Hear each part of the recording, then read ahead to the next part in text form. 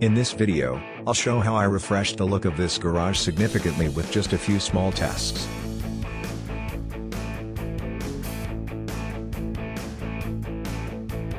When I bought the garage, it was in fairly good condition. The only things that bothered me were the poor lighting and the dark walls. Considering that this garage was built almost 40 years ago, it was very well preserved. The walls were crack-free, and both the roof and the floors were in good shape.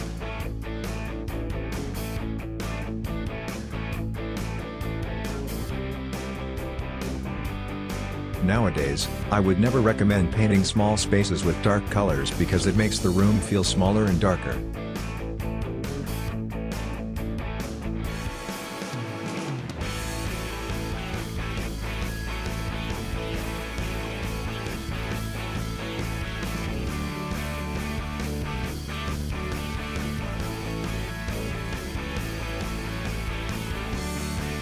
Back when this garage was built, it was primarily meant for car repairs, and the walls could easily get dirty.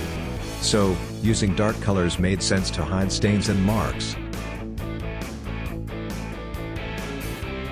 My goal was to turn this space mainly into a storage area, and I wanted the walls to be as light as possible.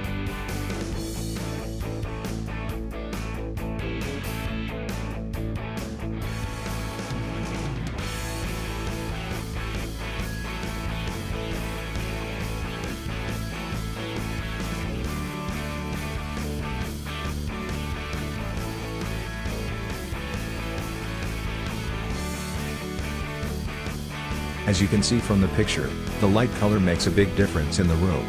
It feels bigger, and with the same lighting, there's more light in the space because the light walls reflected much better than dark ones.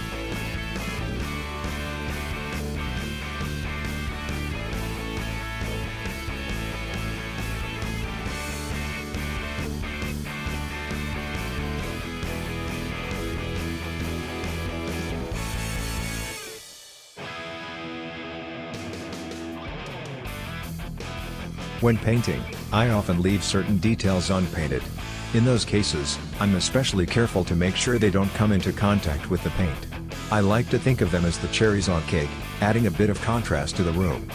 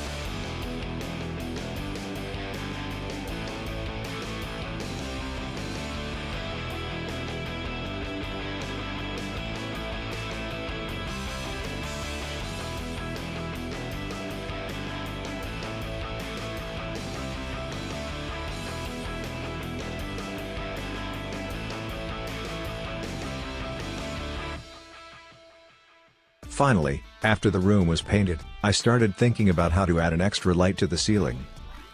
Installing the light fixture itself was easy, but wiring it turned out to be quite tricky. At first, I planned to take power from the existing junction box, but the connections there were done very properly, and adding another cable would have been too much work.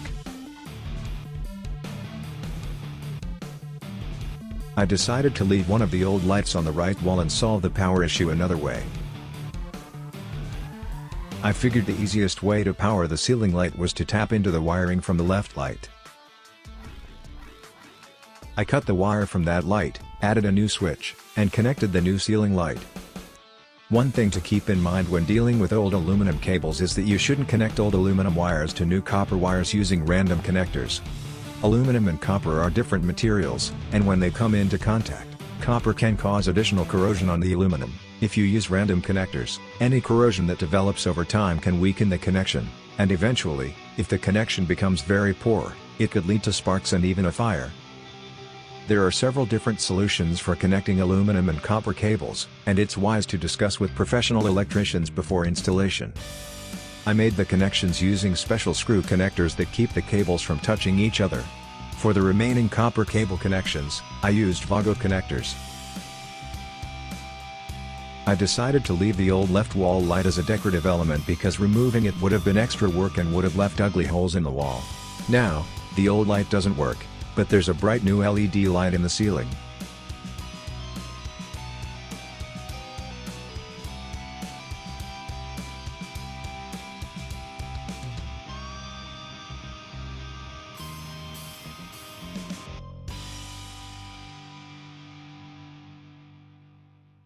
After installing the lights, I still needed to deal with the service pit.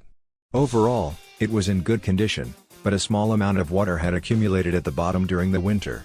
By spring, that water had dried up, but there was a pile of sand in the pit that had absorbed a lot of water and would probably have stayed wet until fall. I decided that the best solution was to remove the sand to avoid a similar situation in the future.